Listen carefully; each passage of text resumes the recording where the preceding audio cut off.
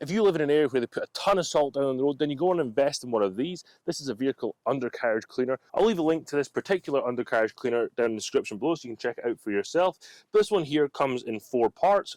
What we have here is the main washer arm, and you've got the inlet here from your pressure washer, or the pipes that attach your pressure washer, and you have 4 nozzles here that are going to spray water up underneath your car to get rid of all that salt and grime that might be under there.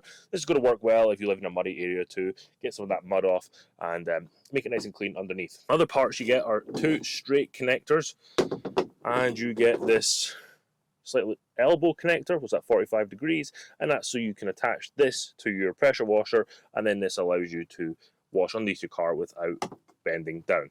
So to attach everything together, it's just like your pressure washer. You just pull this little coupling back and slide it onto the valve, and then push it back over, and then it's in place. So we'll just pull it back, slot it in, pull it back over, and that's secure. We're just going to do the same for the other 2.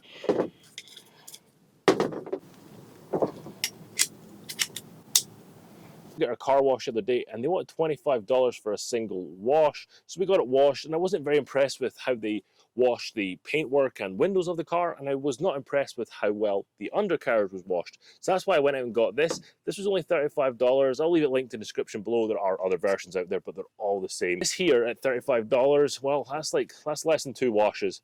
And I can control the QC on this to make sure the undercarriage of the cars are clean. If you do leave salt on the underside of the car, it's just going to rust over time. So something like this truck that's a little bit older, it's already got a bit of rust, so I want to keep it as clean as possible. But our new car, we want to get the salt off that immediately so that we can preserve that for as long as possible. You don't want to get holes in the floor, don't want to turn the Flintstones. Now to use the washer, you just want to pick it up and slide it under. Now I found it a little bit difficult to work with because everything wants to twist, so you just kind of need to move it around a little bit and wheel it around and get it into the right position. My only gripe with this tool would be how everything kind of twists, but that's just the connectors here. You could probably get a solid pipe and that would solve the problem there. Just when you're pulling it from left to right and moving it back in and try to position it, it does get a little bit difficult because sometimes it wants to twist and go in another direction.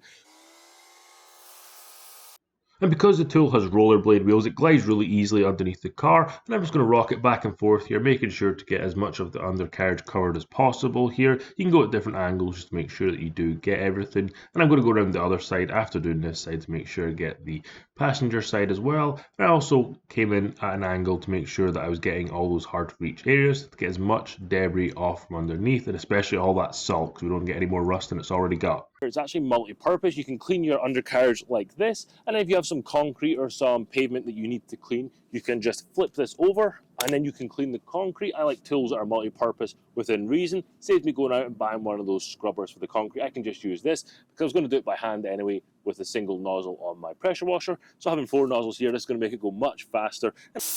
You see this is doing a great job at cleaning the concrete here. This is pretty grimy. You can also turn the inlet so you can turn it into a proper water broom and start pushing all that debris away. So if you did enjoy this video, you want to check out some of my other content, I'll leave a video over here for you to watch. With that all being said, thank you very much for watching, and don't forget to like and subscribe for more DIY content coming up.